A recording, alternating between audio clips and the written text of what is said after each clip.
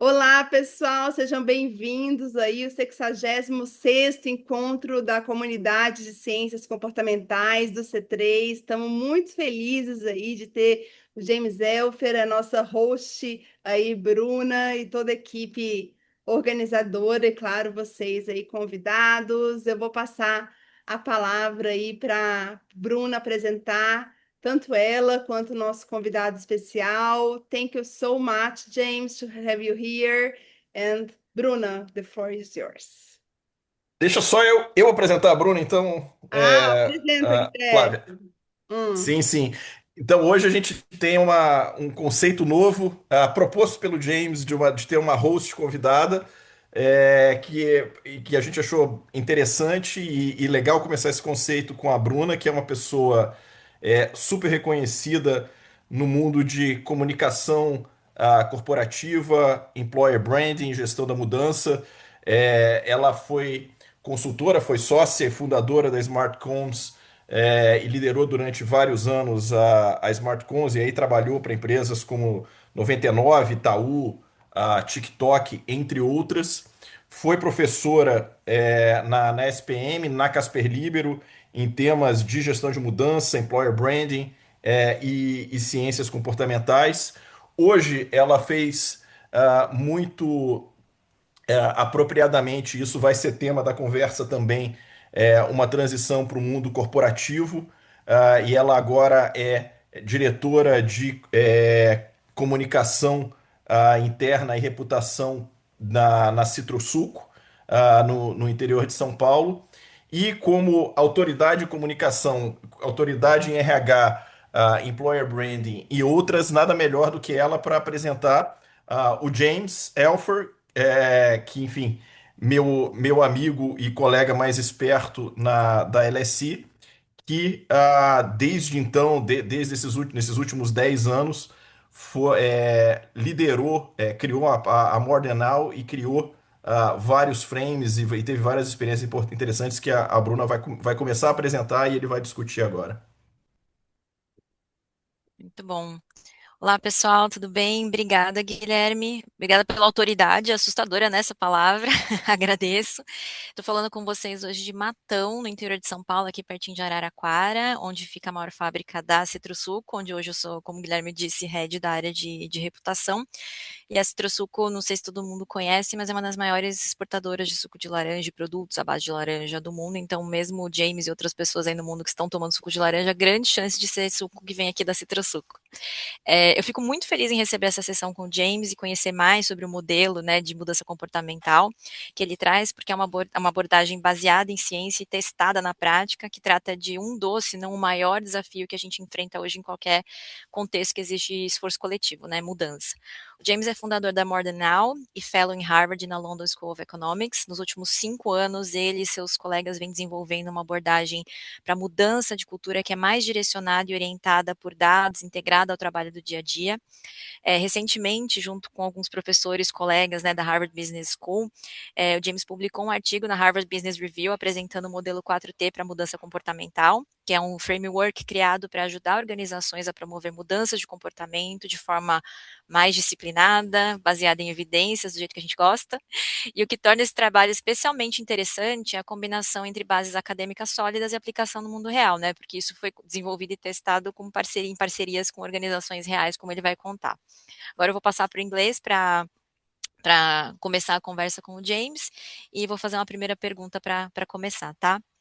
James, I have just introduced you. It's a pleasure to be with you and to have you with us today.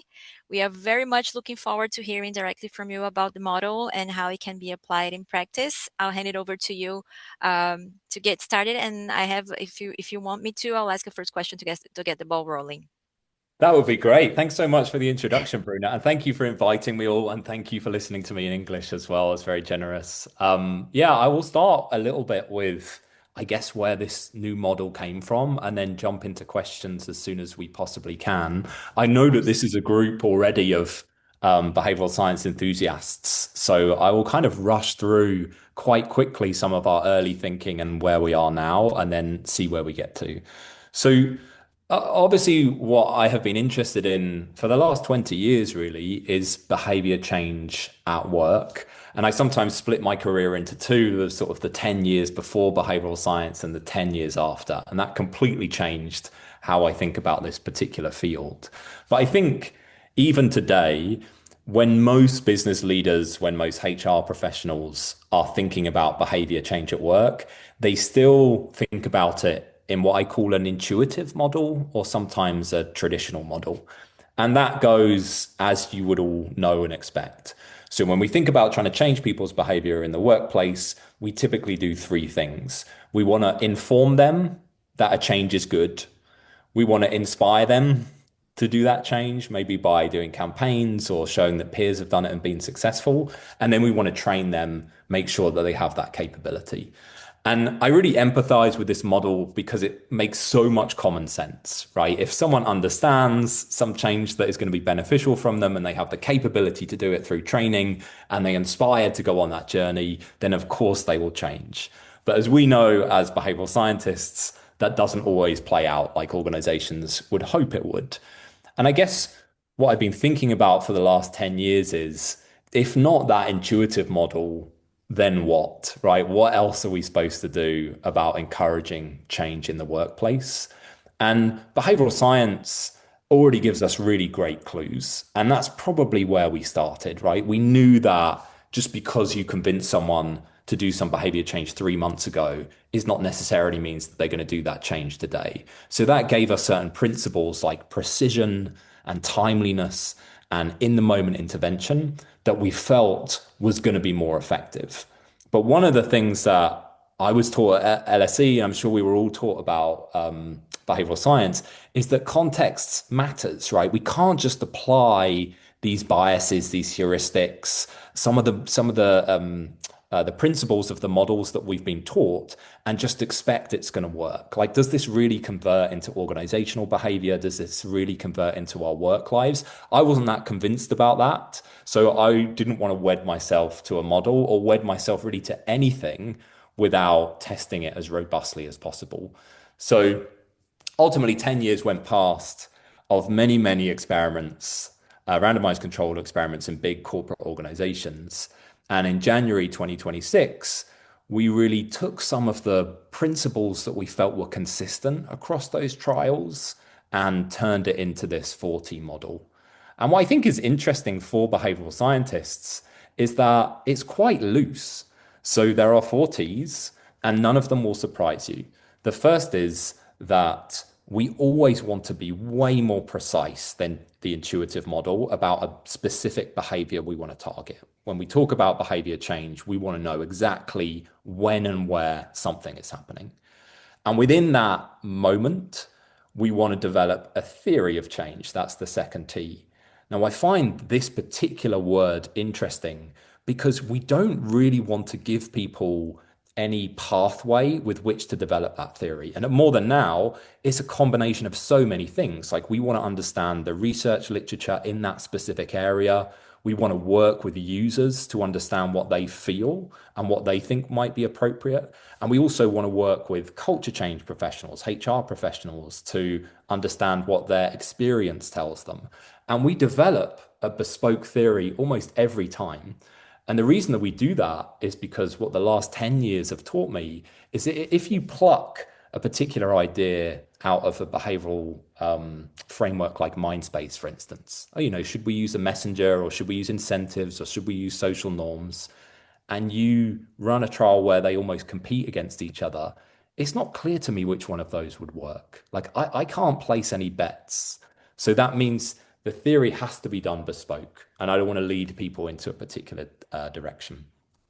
The only principle that I really want to hang my hat on, the thing that I always recommend behavioral change professionals think about, is the third T, which is timeliness. Like, I just feel like the core principle of all our work is get to people when they have an opportunity to change. Like, that's it. That's really all I want to do. That's all how I want to steer change professionals' work, so that everything we do is integrated into people's lives, as opposed to, this training or these information campaigns that they might have received in the past. And then the final T is, of course, what makes it scientific. And I think that's maybe the one that you will be most interested in as a group. The the conversion of behavioral science into the corporate world, I'm sometimes disappointed in because it doesn't test, it doesn't evaluate its impact, and it relies on evidence that might come from a different context or from a lab setting, for instance, and it makes assumptions about how it will work in the field. Whereas what I would say is the first three T's of our model are great for hypothesis development, but it's only behavioral science if you then get to the final T and you test it out and you question your assumptions and you see whether it works and you learn from there. So, I mean, in the main, that's what we've been doing for the last decade. It's just that we put a model against it.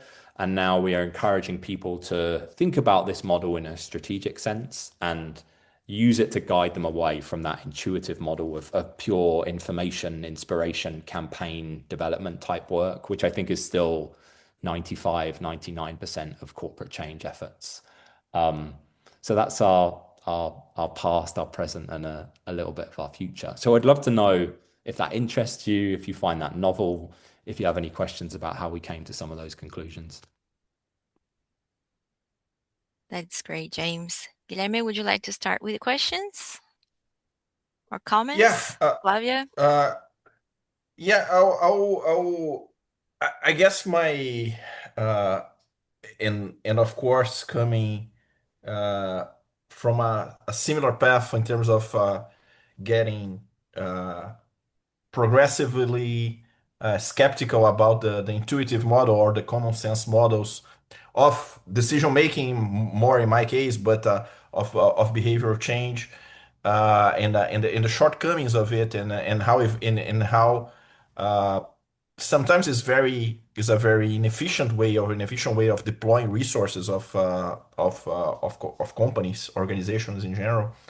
I guess my question is how can we in practice starting changing or working with the beliefs of not only HR managers and directors, but senior leaders and directors, which tend to believe that they know that they know how people work, and they know that okay, it's just, well, if they just is exactly that, and I keep hearing that over and over again. Okay, yeah, maybe if we really put together a nice email, a very clear email and very crisp, people will then understand, and then they're gonna change. Or okay, yeah, we probably need to have a train our managers or train our team leaders or whatever. So I guess my question is, and for sure you have much more days and years in the trenches, is how can we overcome that belief system that is so entrenched in organizations. So it's tricky. There's no easy answer to that. The most well-worn approach that we have found at More Than Now is to try to hold a mirror up to where this is already happening in other parts of a business. So what I mean by that is that this idea of experimental research is very novel in HR and in culture change, but it isn't so novel sometimes in places like marketing. And depending on the industry, you can reframe your language. So it will be no surprise to you that a lot of the organizations we work with are either in life sciences, so pharmaceutical companies, or they are in technology. Now, pharmaceutical companies are obviously all surrounded by this idea of the clinical trial, right? So when you go to business leaders and you say you believe in R&D, right? You believe in this idea of generating causal evidence. Therefore, why aren't you using that same methodology when you make these big decisions about culture? I'll say something similar to technology organizations, but I will swap clinical trials for A/B testing.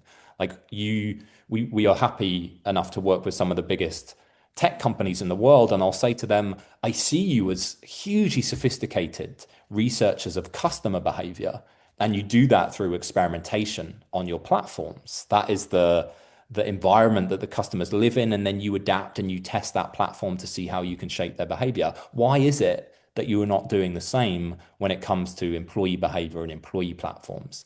Now, to be honest with you, it gets harder when you go out of STEM industries and you go into, for instance, finance or retail or FMCG, and it's harder to find the language. Then you have to find individuals who have some type of scientific background. Maybe they did psychology, something that is in their history that has already attached them to science.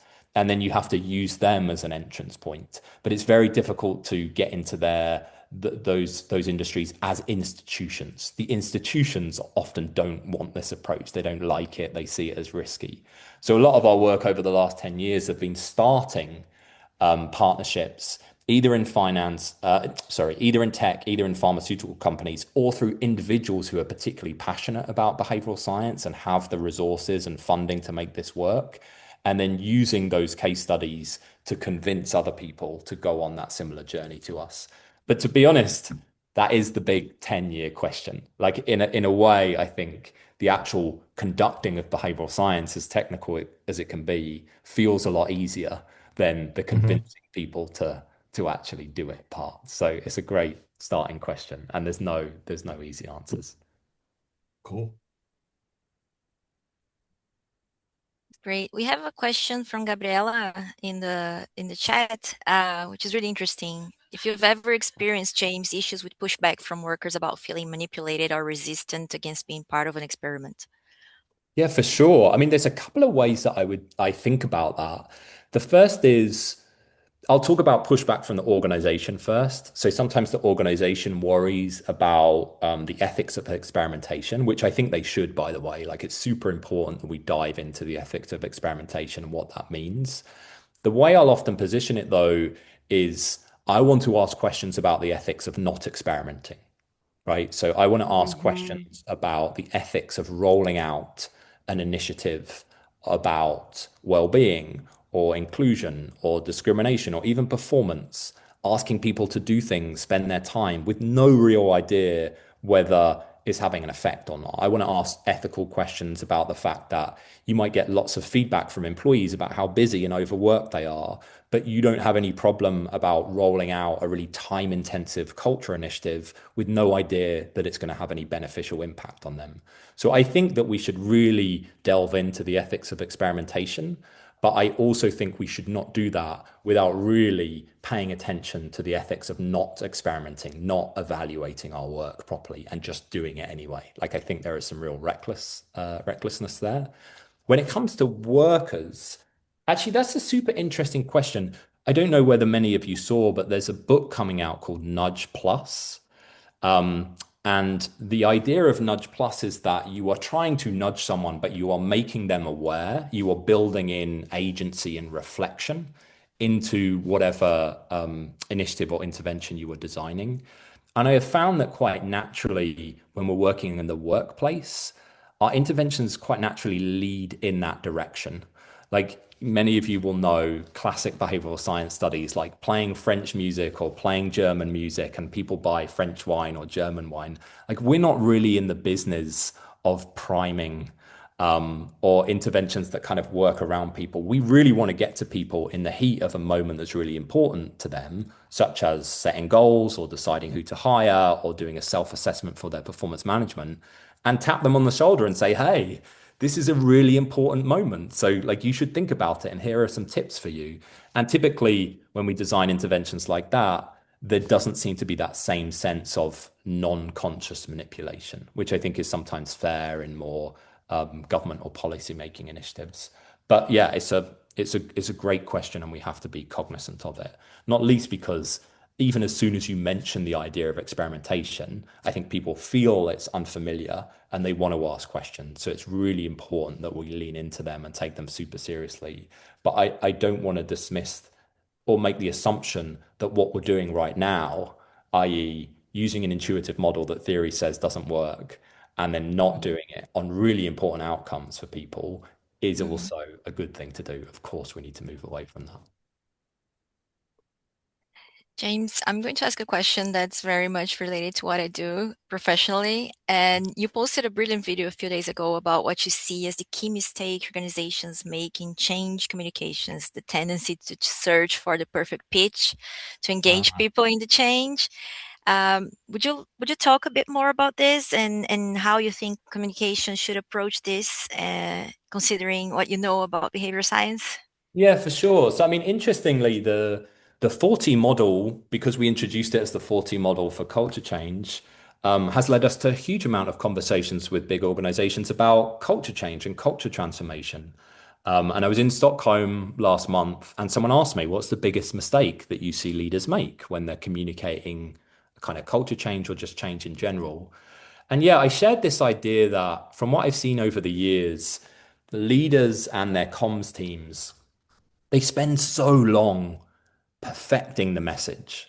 Like it almost feels like the strategy has to be so brilliant that as soon as they speak it to employees, there's going to be a big cheer. Everyone's going to be immediately on board and they're going to be super confident about the direction of the company. And I think that's because leaders, they see this vision of themselves where they want to be inspiring, they want to be on a stage, they want people to applaud them, right? That's basically, I think, the situation they're in. But that's not typically what I see happens. Like we kind of know from actually a couple of really interesting experiments that if you sound like you're selling something to someone, if you sound like you're pitching to them, then their natural reaction will be to behave like a buyer. And a buyer doesn't just buy, they sit back and they fold their arms and they're skeptical. And what they're trained to focus on is this person selling to me, so I'm going to start spotting gaps and holes in their story. And I'm not going to lean into that at all. I'm just going to say, well, I don't think that's going to work because of X, Y, Z. Or you haven't thought of ABC, right? So I don't really like this strategy. So go away, right? I'm not bought in. Whereas what I think the alternative model is that is a bit scarier to leaders. I think they're a bit more fearful of is to make sure that the strategy that they communicate is incomplete. So they might have a vision, they might know where they're going to get to, but they have to be really open about the fact that they can't do it by themselves. And there might be a specific area for you, Bruna, like maybe you lead a team where I don't know what my vision is going to mean for you. So I really need you to help me, like step into this and ask some really serious questions. And there might be some real pitfalls in the way and risks on the way that I want you to tell me about. And if I position it like that, then your focus is no longer on the holes of my story. Your focus is on how you can help me, how we can get there together. But it requires that leader to be vulnerable initially. So that was the sort of the insight that I was sharing on that. And we have a few experiments that really speak to that, that when we communicate change, even when written, and talk about problems and challenges in the way, and we talk about uncertainty that we might not get there unless people take action, people are far more willing to step up, behave differently, far more likely to feel confident than some perfect strategy that the leaders have dreamt up in their boardroom. What did you think about it, Bruna? That is so close to reality. Just before I hand it over to Flavia for a question, because to be honest, when we look at organizational culture in general, leaders still feel accountable for certainty, not for learning. So that's a big shift in culture that needs to happen as well. And I see it happening in the way I see questions being asked and more pilots being made before big decisions are rolled out. But yeah, there's a big challenge there in what we reward in terms of certainty or learning something and then doing it better. That's my key comment from my answer. It's brilliant. Yeah. Yeah, I really like this video also, and I think the top-down pitch is very overestimated. Yeah, so you people think that that leader is gonna talk about that, and everyone is gonna agree because they really admire that leader, and doesn't work in reality. But my question goes more about some recent articles and your recent work model that suggests that we should start with one high impact behavior. Yeah, so I'm sure many people talked and have questioned you about that. Then a broad awareness or training efforts. So What separates, in your opinion, a behavior that is symbolically important from one, then is genuinely capable of shifting the culture of a system?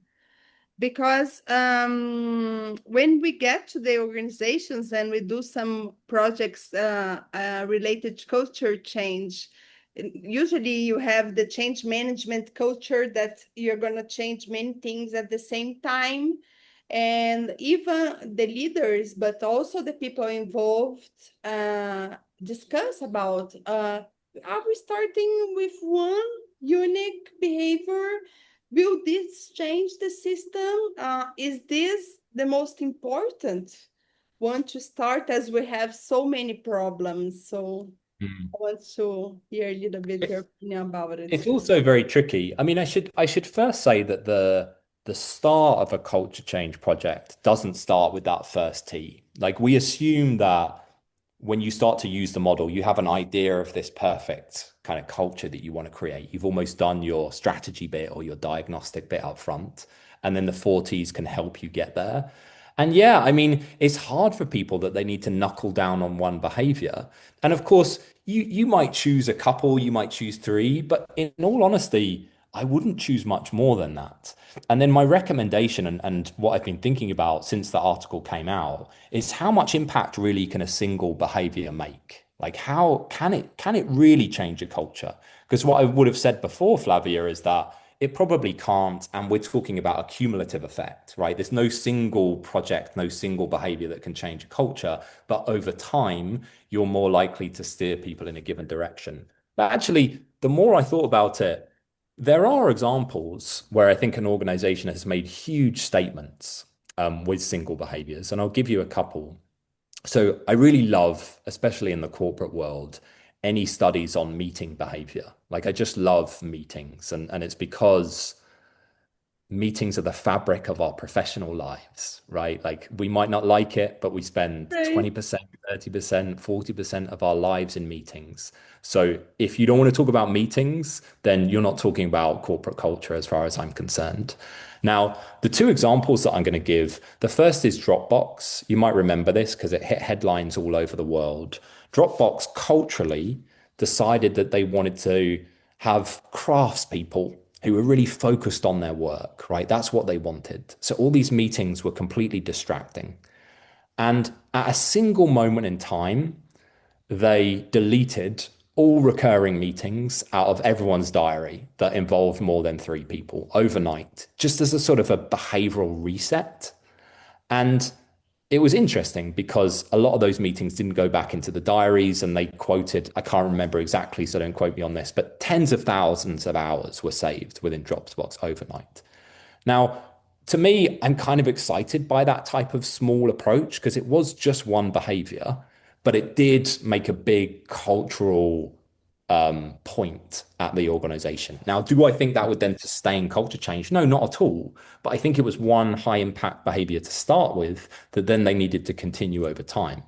Some of you also might know Amazon and the famous way that they think about meetings. So an important part of their culture is critical thinking. They want people to be really thoughtful about big decisions that they're making. They don't like PowerPoint slides in meetings. So they have a specific part of their meeting culture where whoever organizes that meeting has to send a 6-page narrative brief about what that meeting's about in advance of the meeting. And at the start of the meeting, everyone will sit around that table in silence and read it. So they're all exactly on the same page. So this is a single behavior, but has a dramatic effect on the culture of the organization. Now, it's just one thing, and it doesn't change that culture entirely, but you can imagine how these kind of big impact type, I would say campaign type behaviors really can make quite a big statement at the start of culture change campaigns. So I haven't really thought about that since writing the article because people have been challenging me, what is the equivalent high impact behavior to like a big kickoff event where there's lasers and an inspiring keynote speaker? And I think maybe that night that Dropbox deleted all those emails, it was a similar type movement, but it started off more of a sequence of everyday behaviors, which would excite me. I think it's an interesting question, though, Flavia. I hope that gave a good answer. Yeah, great. Thanks, James. Thanks a lot. Bruna, I think Uh, Natalia has a question. Yes, there's a question from Natalia. She's asking, most companies want to use AI at scale, but in general they fail because they forget that it's imperative to work with changing behaviors first. How do you see the speed of evolution of AI in business and the lack of preparation from some companies to be in the loop to use a changing behavior approach? Gosh, yeah. I mean, that's the big question at the moment, isn't it?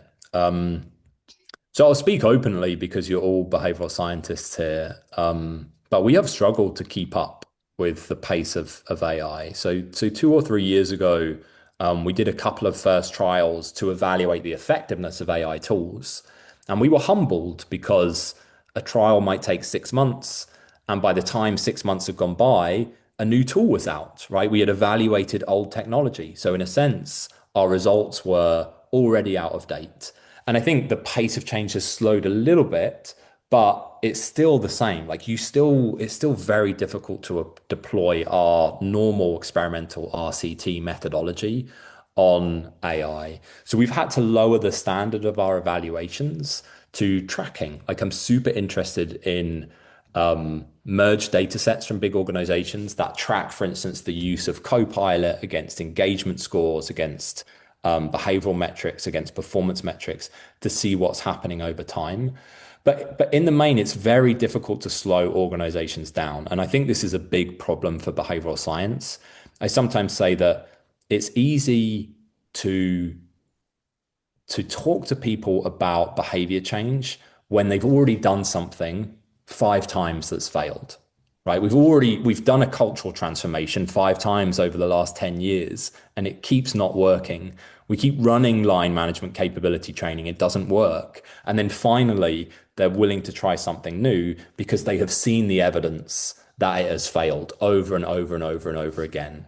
Now, unfortunately, we don't have that in AI yet. So, for instance, when lots of people say, yeah, we would of course use an AI tool that does XYZ, and then the company invests in it, and then adoption rates are really low, companies haven't predicted that. They haven't asked behavioral scientists to help them.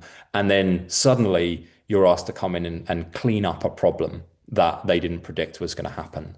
So I think we are still in that space where what I suspect is happening and has already started to happen over the last 12 months is that organizations have released, for instance, many Copilot licenses or licenses for their chosen AI tool. And they're finding that they're not having the productivity gains or people just aren't using it as much as they thought, or they're using it in ways that are more automating their work rather than reimagining workflows. And now suddenly they're engaging behavioral scientists, but we are a couple of years behind for that reason. So it's a big challenge to keep up with the pace of change. And it has meant, from More Than Now's perspective, that we've really had to question some of our evaluation methods in order to provide the data that organizations need to act at pace. Does anyone else have any answers on that? Because I think it's such a big live question, and every meeting that I go into at the moment is about AI tools, AI productivity, AI as a data generator. So yeah, no easy answers there either. Not at all, yeah, James. Like I mentioned before, as organizations are still much more inclined to feeling accountable for certainty, not learning, and AI is all about learning right now. So that's something difficult for organizations to handle. What I can tell you, and colleagues can attest to here in Brazil, um, what I see right now is a very mixed landscape. So you see some organizations that are actively encouraging experimentation in AI, so creating safe space for employees to test AI tools and share what they learn. There's even a delivery company in Brazil doing exactly that and doing sort of a gamification process so that employees are taking it to social media and sharing what they're doing with AI inside the company, what they're learning, and what improvements they've made to their work very publicly. And other companies we see are still taking a very restrictive approach by limiting what sort of AI employees can use or even blocking access entirely, usually out of risk concerns. So what we see here is a very mixed landscape. And even in terms of leadership understanding how it can be used. And I think that ties back to the idea of it's all about learning and not certainty in this case. And in general, organizations are still quite uncomfortable with that. I just wanted to comment. That's the landscape we see here. I don't know. If it's very different from what you see in Europe, but Not that's at what we all. see here. And unfortunately, I think that in classic corporate fashion, we are using certainty around learning. So what I mean by that is there's a huge trend in European organizations to develop training programs in AI, where you get a kind of a certificate or a badge, bronze, silver, gold, about how fluent you are in AI. And that gives you this certainty. Okay, there's this transformational tool that's coming, and my organization is putting these learning programs. I haven't tested that experimentally, but I really doubt the efficacy of that type of training. And I think any of us who use AI on a regular basis, we didn't take a training program, right? We went to see what it could do, and we adapted and we explored. And I think this is really just organizations trying to make themselves feel more reassured by putting these AI programs together, whereas in actual fact, we need to be doing much more integrated work into how to make people feel more confident, explore how AI can make their roles more efficient, how they might be able to just rethink their roles in general using AI. But I think it's very difficult to do in big corporate organizations for sure. The one thing that we are trying to convince organizations on, which I really do think is helpful, and we have had more success in the last 6 months than we did in the 2 years before, is to say the introduction of AI into the workplace is going to be a decades-long challenge. So thinking of it like a 6-month challenge that you need to solve, right, but before the end of the year is ridiculous and will only lead to silly, superficial interventions. Whereas if you think of it as we're going to need to try something now, but we need to learn and then pass the baton on to whoever takes this on next, we're still going to be asking this question about how AI integrates into our workflows, how we're using AI, how we're using AI agents in the next 5 years. The technology will have changed completely, but we'll still be thinking about this human AI interaction. So we have to get into a scientific learning mindset as opposed to just doing loads of stuff and crossing our fingers that it will be cool. I think that kind of playpen type attitude really needs to go. And luckily it is starting to, as big organizations have put quite a lot of investment into certain tools and they haven't necessarily seen the return. So we're seeing a little bit more maturity there. And I suspect that is where behavioral scientists are going to be asked to come into the conversation this time around. And with the risk of being simplistic in what I'm going to say, we are touching a very seminal question about work here, which is people want to keep their jobs.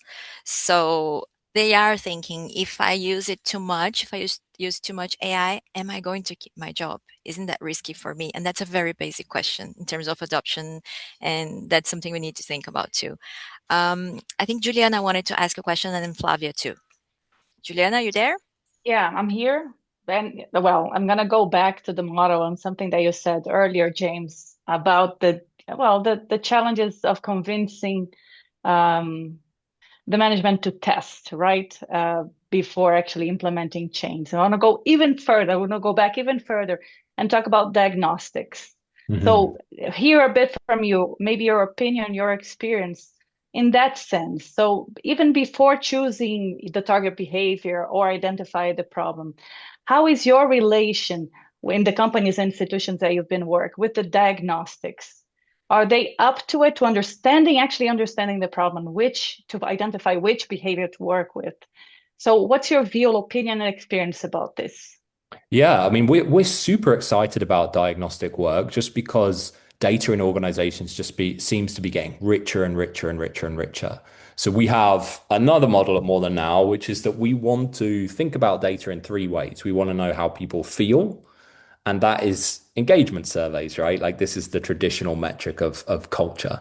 Now, I was trained at LSE to kind of discount how people feel, and I've turned that around. Like I really feel like that's a very important thing to know. But I also want to know what people do. I want to have as much data as possible on their behavior. And in a corporate environment, things like Microsoft Insights, Microsoft Viva tells us super interesting things about our community in the workplace, how we communicate, how much time we spend with our leaders or our manager, like lots of interesting things. So how we feel, how we do, and then what we achieve, right? I want to know about performance metrics or rewards we get, or what KPIs that are used to measure us. What's interesting to me is that it's quite rare that all these data themes come together in the same data set. So we spend huge amounts of time encouraging corporate organizations to do that, to just map these different data themes in the same place. So of course we can explore relationships between what people do and how they feel and what they achieve. And there we get our best hypotheses. We can kind of see where there are patterns that we might want to experiment on. And I think, in a sense, people analytics teams have already done some of that work. I think the difference with us is that we do communicate those relational analytics as hypotheses that we then need to test. We don't want to overclaim that those relationships are causal. We just want to say, hey, like we think this is an interesting pattern. There might be something in the literature that suggests that one of these levers is causal. Why don't we run a randomized controlled trial in your organization where we try to pull that lever and we see if this outcome that you really care about changes? So actually, it can be a really good way to convince leaders to get on board. The difficulty is that sometimes it can take 6 to 9 months even to put that data set together because it's owned by different parts of the business.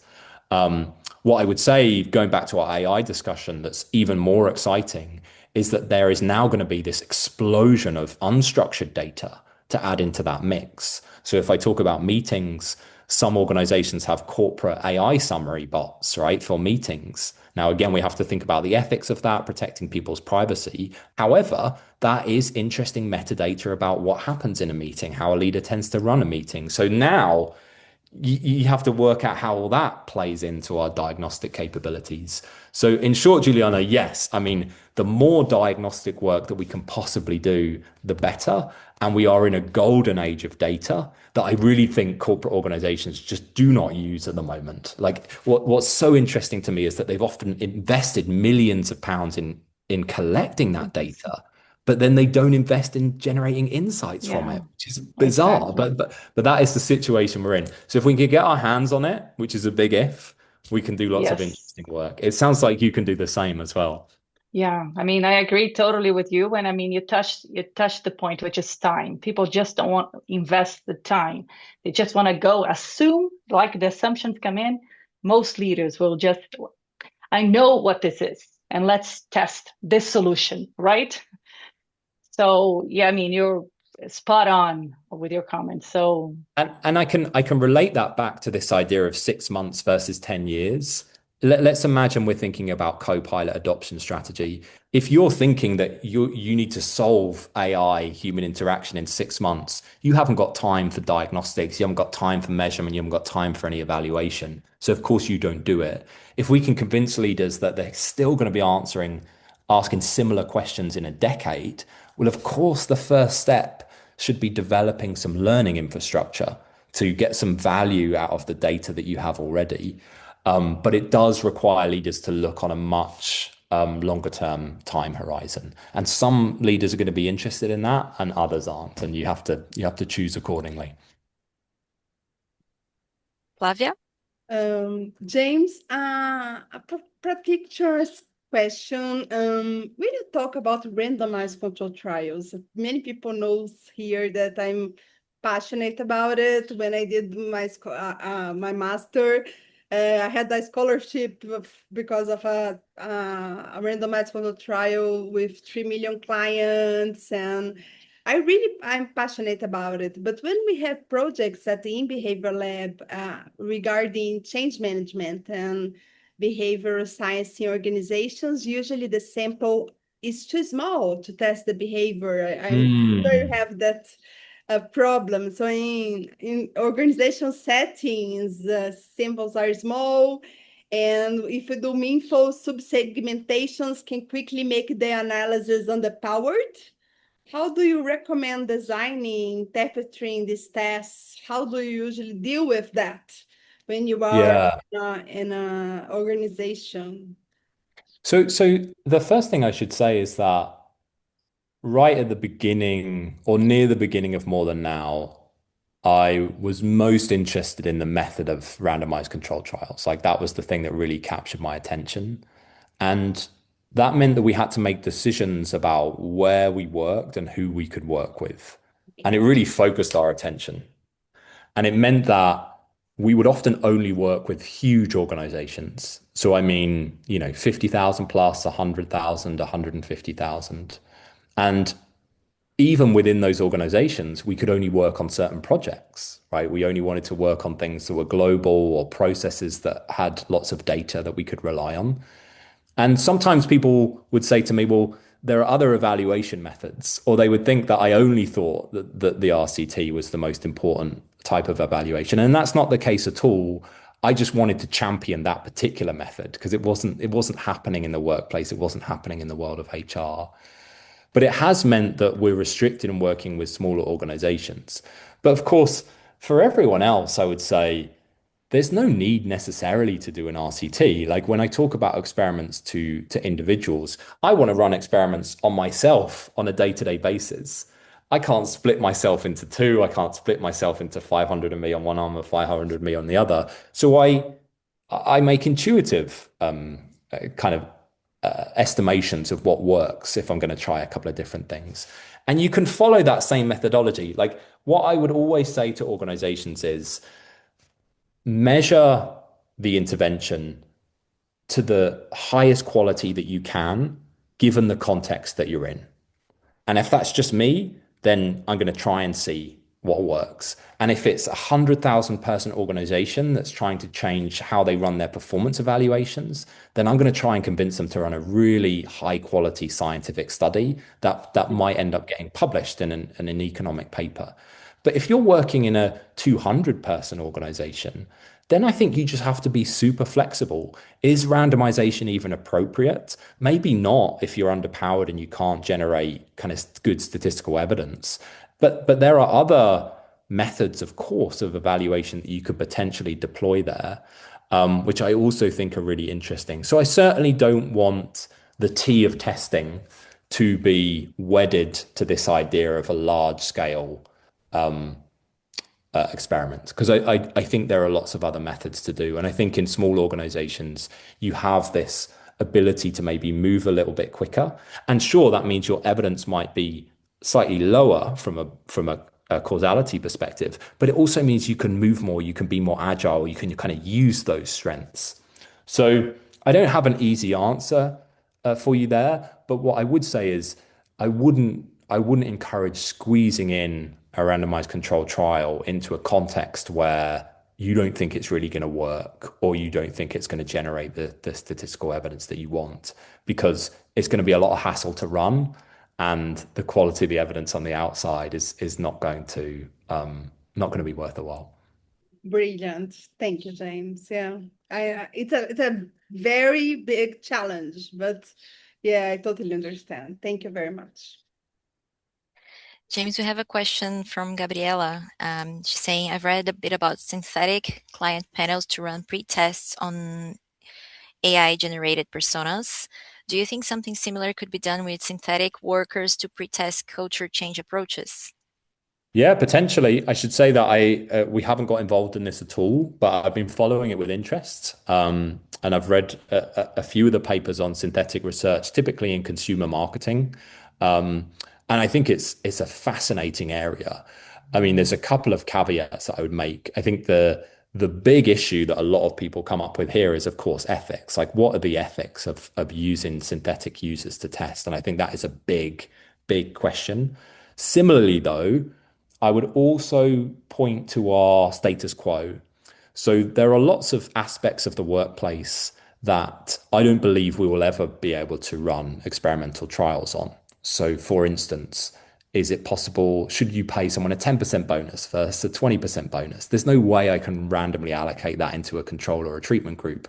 Or let's think about really challenging things that happen in organizations like redundancy programs. Like, how do we select select who is made redundant versus who isn't? How do we do that in a fair way that treats people properly? Like at the moment, there is very little field evidence on any of those aspects of work, which are really important because it's very difficult to convince anyone to deploy scientific methodology on those real sensitive issues.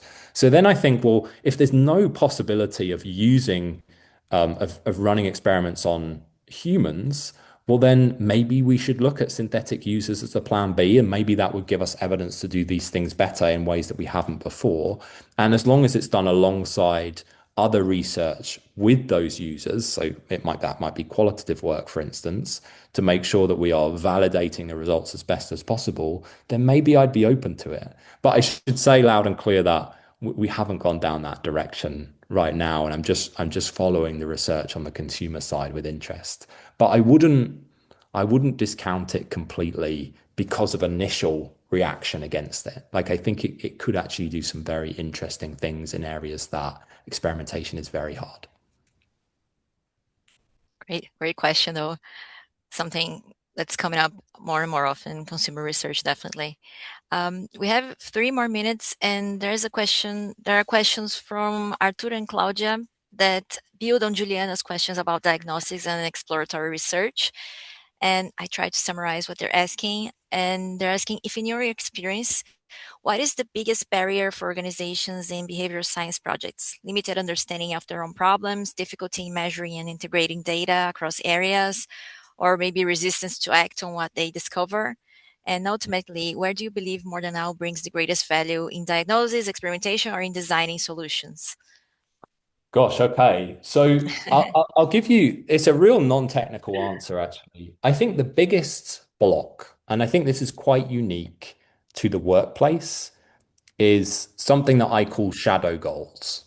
So shadow goals to me are when someone comes to you with a project and they tell you that the outcome is one thing, but it's actually another. So I'll give you an example. Someone's doing a huge leadership event for their top 500 leaders. And they tell you that the reason for that is to try to improve leadership, right? To make their leaders better. But actually, it's not about that at all. It's about showing their leaders a good time, giving them a nice experience, running it because there's an expectation that you have to run leadership training. Now, when you try to apply behavioral science to that initiative, so you start asking questions about, well, does this leadership training actually work? And hey, there's some evidence here that often leadership development training doesn't lead to better leadership in the organization. Then people are going to be very resistant to doing any type of behavioral science or deploying science in general because we're not working to the same outcomes. And that happens a lot, right? Is a well-being initiative really about improving employee well-being, or is it about putting on a show? Is it about an expectation that that's what a corporate organization should do? If it's not really about the outcome that the business says it's about, there's no opportunity to apply science. And I think that often blocks us. And often we go down paths because we think we know what the outcome is because that's what people are saying. But in actual fact, it's something completely different and we get led astray. So one of the things I've learned over the last 10 years, if you have to be really, really sure that the person in front of you cares about the outcome that they're telling you they want enough to deploy real science. And what I've learned is when they do care enough, they will lean into all the challenges, all the uncertainty, because they want to make a difference. But it doesn't happen all the time. So that's my answer to question one. And then, yeah, I will always say that our biggest value in the HR world from Morethanow's perspective is evaluation. Like, to me, evaluation is the biggest disruptive tool that could ever hit HR. Forget AI, forget any technology. It doesn't matter to me in comparison to evaluation. Like, what I want in this space of workplace change is very simple. And that's for people to measure the impact they're having and to question whether the things they do achieve the outcomes that they really want. And I think if we really lent into that idea, that the whole landscape of workplace change would evolve and transform. So for sure, I hope the biggest value that Morethannow add is around evaluation, and in our case, experimental design. Yeah, that's great. having been from consulting before, this part about understanding the real desired outcome instead of the purported outcome, that's key. And the real motives, I will tell you, and I think you're going to agree with me, sometimes learning the real reason behind some of these things is a tough pill to swallow, but it is what it is. Yeah, it's true. It's a very real answer you gave us. Yeah. Thank you. And just perhaps to wrap up, because we are kind of on time, I would like actually to flip a little bit the roles and put Bruna on the spot here, and ask her. I mean, on the context of what we have discussed with James, and from her perspective now as a corporate leader. Uh, how do you assess the maturity, so to speak, of large corporations in Brazil? I think Citrosuco, for instance, has a few thousand, maybe a few tens of thousands employees in implementing uh, or starting to implement more with more discipline, science in general, behavioral science more specific, given that our corporate culture tends to be slightly more hierarchical, and perhaps given perhaps the business environment that we are in, we tend to value more certainty more than in other aspects, because of Yeah. all the uncertainty that the environment imposes on the Brazilian business environment.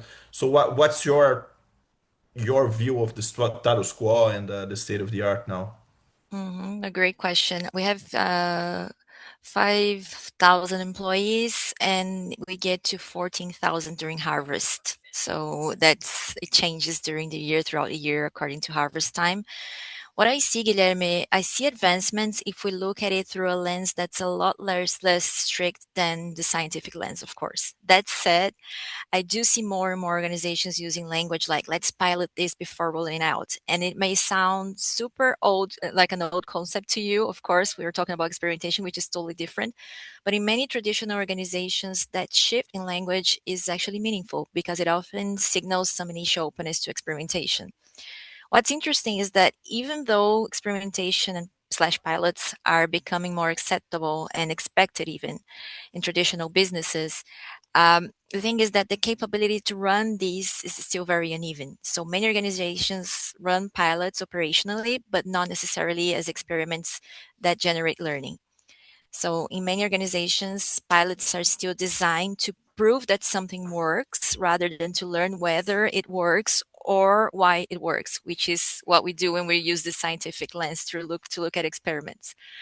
So that said, I think experimentation is becoming more welcome than it used to be, more even expected, but often within environments that or cultures that do not fully accommodate it yet. That's how I see things right now.